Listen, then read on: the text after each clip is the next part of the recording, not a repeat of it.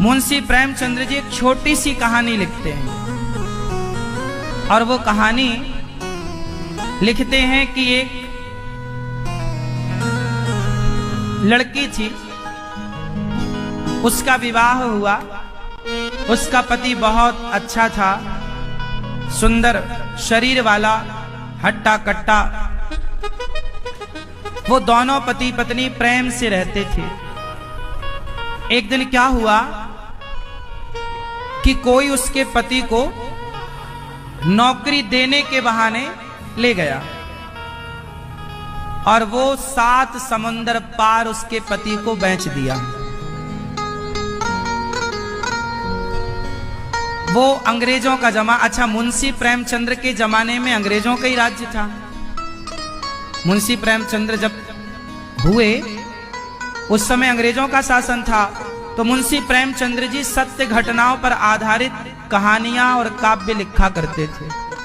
गबन गोदान उनका उपन्यास है।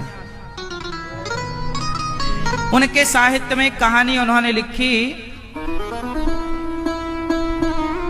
वो एक आदमी उसके पति को ले जाकर बेच आया। कहां बेच आया? भारत के बाहर, इंग्लैंड। और वो वहां पे रहने लगा।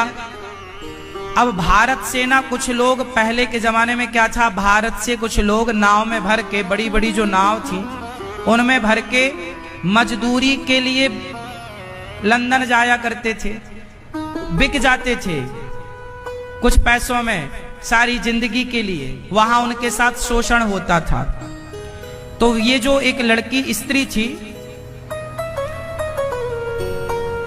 नाम था नंदिनी।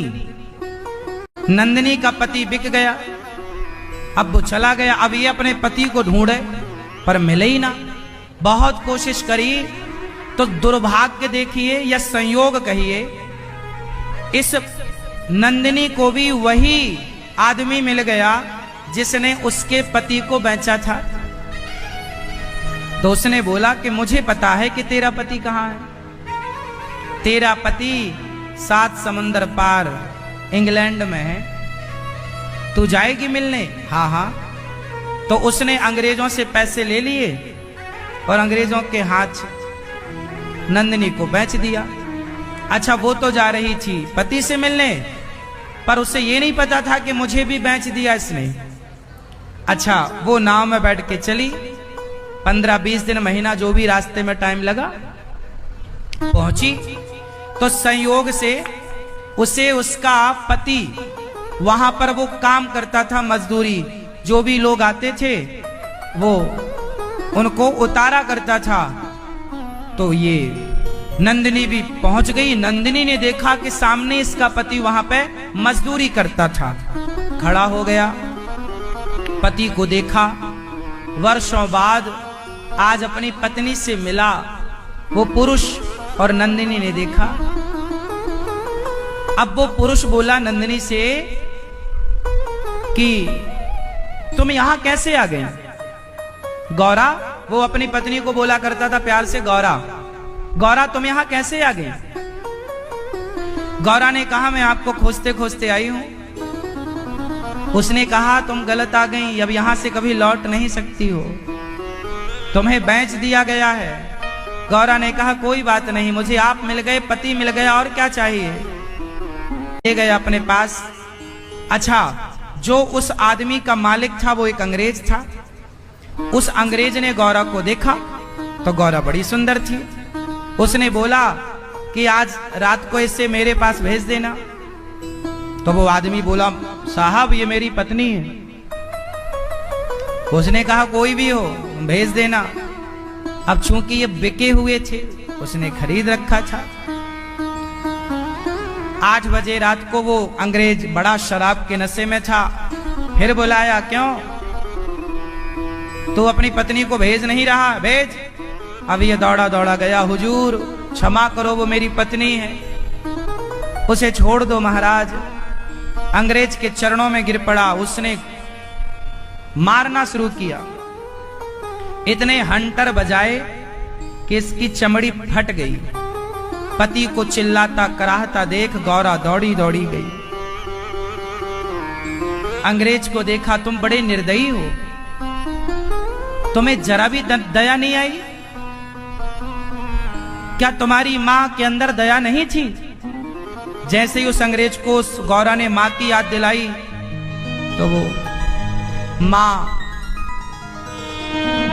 अंग्रेज अंदर था, गौरा भी अंदर चली गई और ये पिट के बाहर पड़ा था। इसे होश था, इसे लगा कि अभी मेरी पत्नी चिल्लाती हुई आएगी और यदि जरा हिम्मत जुटी तो अब मैं मार दूंगा उसे, अंग्रेज को। इसने हिम्मत जुटाई, मैं मार दूंगा।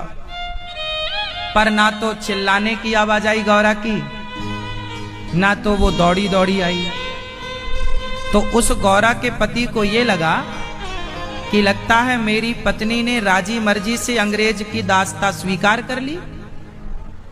अच्छा, और वो अंदर क्या कह रही है? अब गौरा का उस अंग्रेज से वार्ता हुई। ये मुंशी प्रेमचंद्र जी लिख रहे हैं। प्रेमचंद्र जी लिख रहे हैं कि गौरा ने कहा, क्यों तुम इतने निर्दयी कैसे हो सकते हो? क्या तुम्हारी मां के अंदर जरा भी दया नहीं थी? तो उसे अपनी मां की याद आ गई। कहा, देखो वो मेरी मां की फोटो है। गौरा ने जाकर देखा, बोले तुम्हारी मां तो बड़ी लक्ष्मी दिखती है, बड़ी पतिव्रता नारी लगती है, बड़ी दयावान दिखती है, पर तुम ऐसी मां के ऐसे नालायक बेटे कैसे हो गए? अच्छा, गौरा ने भी बिल्कुल खुल के बोला। अच्छा, गौरा ने बगल में एक छुरी रखी थी कि यदि इसने मेरे साथ जोर जबरदस्ती की तो मैं इसे मार दूंगी। अब उसने कहा, उसको प्राणों की अब कोई, उसको पता था कि इस देश में आए हैं, बिक गए हैं, अब तो जी नहीं पाएंगे, क्योंकि ये तो गिद्धों की तरह नोचना चाहेंगे, तो मैं तो इसे मार दूंगी और अपने को भी खत्म कर दूंगी। लेकिन उसने जब तक बातों से हो सका तो बातों से काम चलाया। तो गौरा ने उसे समझाया और धीरे धीरे उस अंग्रेज की मां के द्वारा उसके हृदय में करुणा पैदा कर दी। वो आदमी रो पड़ा कि मैं वास्तविक में कितना निर्दयी हो गया, मैं लोगों का दुख दर्द भूल गया। मेरी मां कितनी दयावान थी, मेरी मां ने सिखाया था कि सब पर दया करना, किसी को अपने द्वारा कष्ट ना देना। वो आदमी रो पड़ा अंग्रेज और उस गौरा के चरणों में गिर पड़ा कि तुमने मेरी आंखें खोल दी। उस आदमी अंग्रेज ने कहा, चलो तुम्हारे पति को मैं हॉस्पिटल ले चलता हूं। हॉस्पिटल वो खुद ले गया, गौरा साथ में थी। 3 दिन तक उस गौरा के पति को होश नहीं आया, इतना मारा उसने, होश नहीं आया। तीसरे दिन जब होश आया तो गौरा पास में बैठी थी, पति से पूछ रही है कैसी है तबीयत। उसके पति ने आंखें फेर ली। गौरा बोली, ऐसा कैसे करते हैं आप मुझे देखते नहीं? मैं 3 दिन से आपके पास बैठी हूं, आपके लिए 7 समुद्र पार करके आई, आप आंखें फेरते हैं? तो उसके पति ने कहा, अब तो तुम्हें महलों में रहने की आदत हो गई है।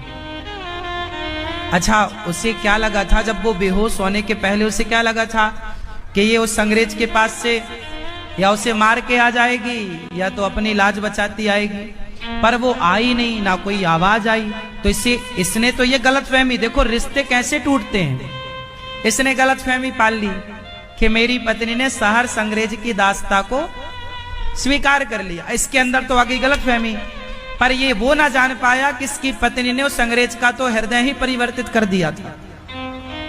अब मुंशी प्रेमचंद्र जी लिखते हैं कि गौरा ने जब ये सुना कि मेरे पति ने मेरे ऊपर लांछन लगा दिया कि तुम तो महलों में रहने की आदी हो गई हो, जाओ साहब के महलों में, अंग्रेज के महलों में। गौरा ने कहा, सुनिए, आप मुझे गलत समझ रहे हैं, कोई सफाई ना दी। जिस औरत ने अपने पति के लिए समुद्र पार करके गई हो, इतना कष्ट सहा हो, अपने आप को बेचा हो पति के लिए, उस औरत पर लांछन लगा देना वो कैसे बर्दाश्त करती? गौरा चल पड़ी। गौरा ने ठान लिया कि अब मैं जीऊंगी नहीं। पास में एक नदी थी, वो गौरा उस नदी के किनारे खड़ी हो गई।